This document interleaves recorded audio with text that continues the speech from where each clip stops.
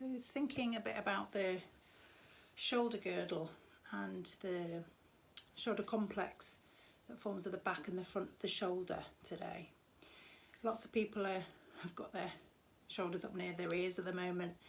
People are getting injuries and struggling to do exercises like press-ups and chaturanga in yoga poses, which is one of the flowing poses that people use. So if people get too tight in the front of the chest, what happens is the pecs will pull the shoulders forward and you're then not able to utilise the back of the shoulders to retract the shoulder blades.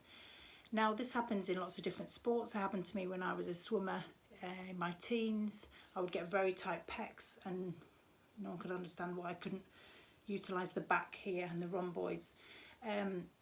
It did cause a lot of pain at that time.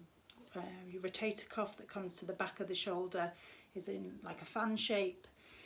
There's lots of intricate little muscles there which do different actions, things like internally and externally rotating the arm, throwing, any kind of throwing action. So as a swimmer, dragging through the water was what was closing off, and these muscles were then not being activated.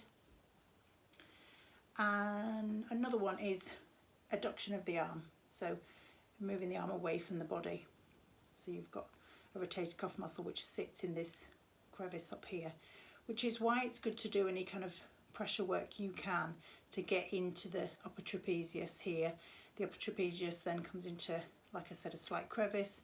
You might want to find where those two bones meet and move a little bit back in, like 2 thumb widths back in towards the head, towards the midline, and press down there with the opposite hand. So I'm just using my fingers there, just trying to find any tender tissue and press downwards. Now it's quite difficult, like I've mentioned before, to do any self-massage trigger point work. You might want to get somebody else to press down for you, or find something. People have implements which they can then use as a hook to like hook down, providing more leverage into that position. So you've got someone that can use the thumb or the knuckle, depending on the hypermobility in your thumbs.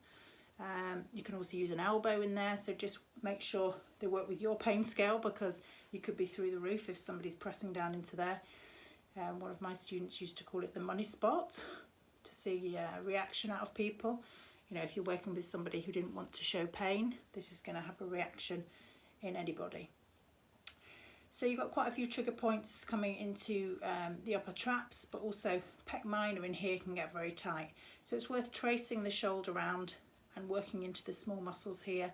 You might even move the arm away from the body in those actions that I was talking about before. So rotating the arm out, rotating the arm up, using that catching or throwing action, moving into here.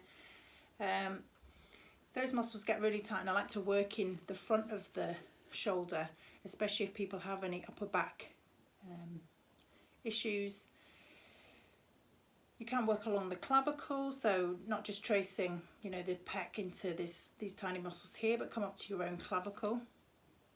Now anatomically we're all very different, so you might look at a textbook and the clavicle on someone on a textbook looks very different to what you then might find. So always work with what you feel. You might come up to the bone here.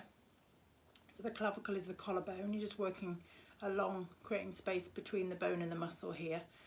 You will then get to the sternum, which is our breastplate here. And you could then work down the sternum. All these muscles attach up to the clavicle, sternum, into the pec minor here. They all attach as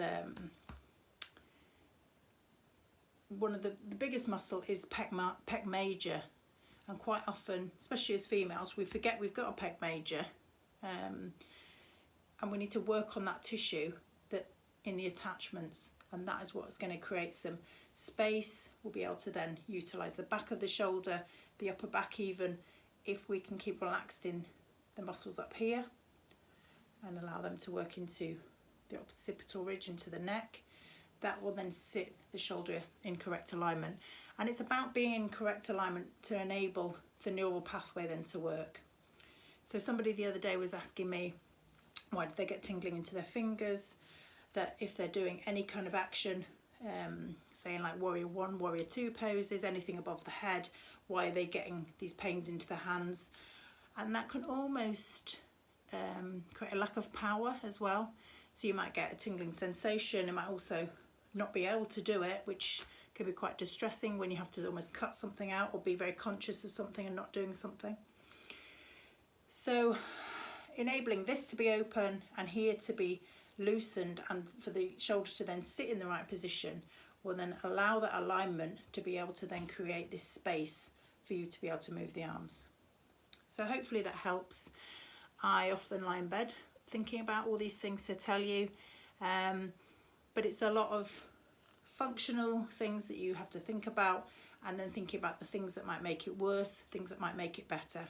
And the things that will make it better is space in the front and engagement in the back. So I hope that helps. I will see you again soon.